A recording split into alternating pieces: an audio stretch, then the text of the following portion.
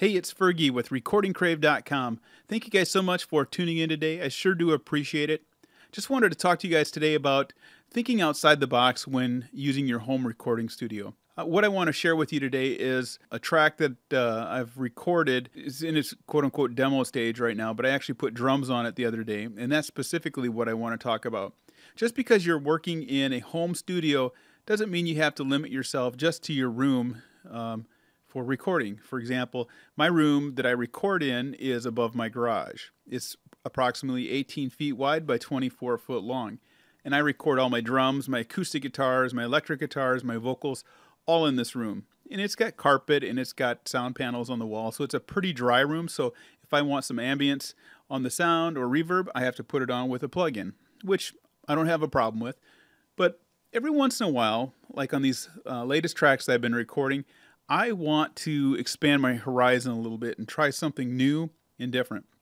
So when the drummer was coming over to lay down the drum tracks, I said, let's take the drum set and record it in the garage, which is right below my recording studio. So the drums were set up in the garage, and I'll have a picture right here for you.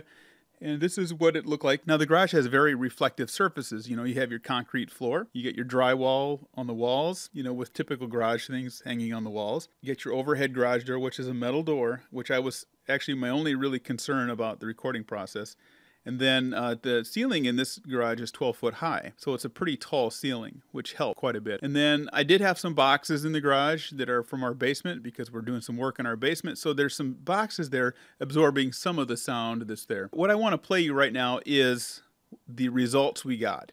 We pretty much just set the drum set up, mic'd it up, and then put a pair of mics about 15 foot in front of the drum set. So let's take a listen to what the results were. Now what I'm going to play here is no processing at all. This is just the natural sound of the drums.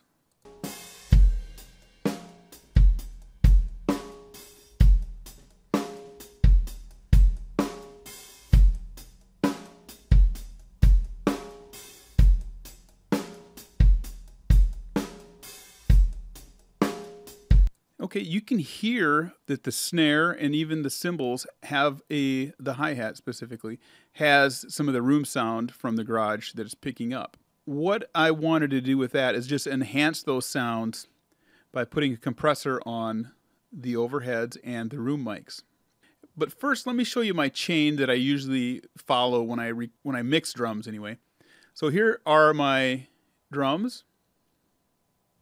Have a kick, snare, I have an external kick mic, hi-hat, tom 1, 2, 3, 4, overhead on the hi-hat, overhead on the ride, and then 2 room mics. And then I bus all that to a drum bus, and then I'll put the Slate FG Red on that bus. Typically 8 or 9 times out of 10 I will use that. And then on the master bus, I will put an L2 from Waves on there, just because I do a lot of my own mastering. I like to have some things when I'm mixing, just because I know that's the direction I'm going to typically go. Doesn't always work that way, but again, about 8 out of 10 times it does. And then I use the virtual bus compressor, the FG Mu from Slate. And then to get some width in the sound, I'll put the S1 Imager from Waves. And then the virtual channel from Slate, which just gives it some warmth and some meat to the sound. It's a really great plug-in. So now what I want to do here is engage the compressors that I have on my overheads and the room mics. What I'm using here is the Lord-Alge CLA 76, the gray silver face compressor, and I'm just using his room sound on that, and I don't think I tweaked anything on that. I just left it as is. Then over on the kick and the snare, the only processing I did on here was the Schoeps 73 EQ. And you can see what I did here. Let's take a quick look. And then here on the snare, I also used the Lord-Alge 1176. And I used his snare patch, and then I adjusted the attack and the release to suit my personal taste. So, and then I turned the input up a little bit there. Then on the kick drum, here again I use the Schoeps 73, which is my go-to plug-in for EQ, by the way. The only time I vary from that right now is if I need to notch some frequencies out. Then I'll grab a parametric EQ and notch out some frequencies I need to remove. But if the Shep 73 doesn't work, I'll just grab another EQ. But you can see my settings here for the kick drum from low, mid to high. Then here I have the Chris Lord-Alge CLA 3A on the kick. So the kick's got a very big sound. So what I wanted to do was make it a little more in your face, but also tighten it up so it wasn't so boomy. Oh, and one other EQ that I did was on the hi-hat. I did put a filter on there, so I just took this EQ and I filtered everything out from 1K and below. I took out of that. So now let's listen to the track.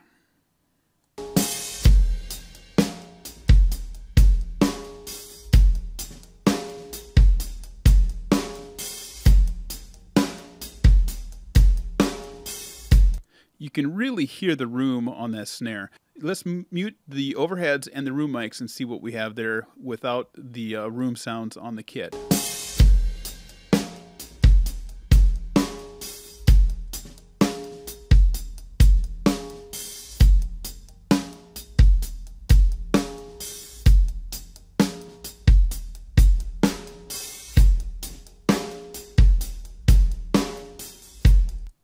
Now what I'll do is I'll just take out all the drums except for the overheads and the room mics.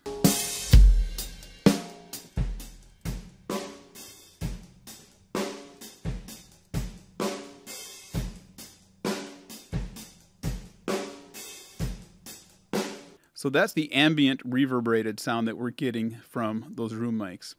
Now, what's nice about this is you can use those room mics as your quote-unquote reverb. So you can pull them down if you don't want as much, or you can pull them up. Let's just try that, for example.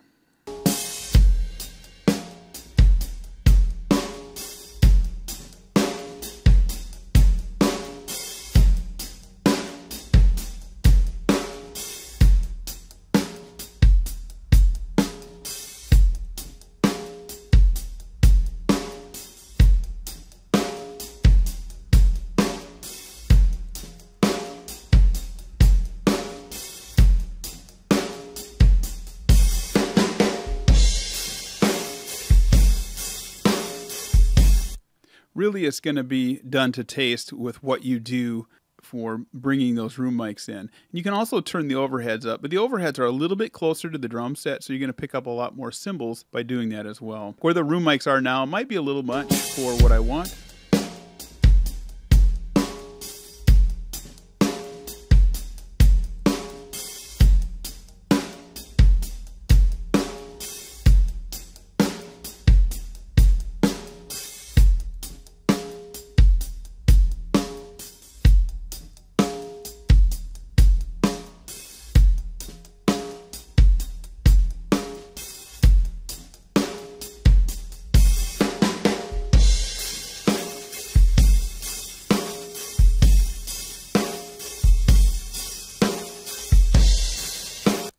So you can really hear the sound we're getting. And with this type of sound, I won't need to add any reverb or any type of ambient effects on this drum set, because I think that those room mics and the overhead mics work very well for just that. So one other thing I wanted to mention on getting a good drum take is the obvious two things. One is the drummer. Having a good drummer makes a huge difference. And two is having a great sounding drum set, which we had for this video. So we had a good drummer and a great sounding drum set. And that is probably the most important factor when you're recording drums, are those two key elements right there. And everything else follows after that.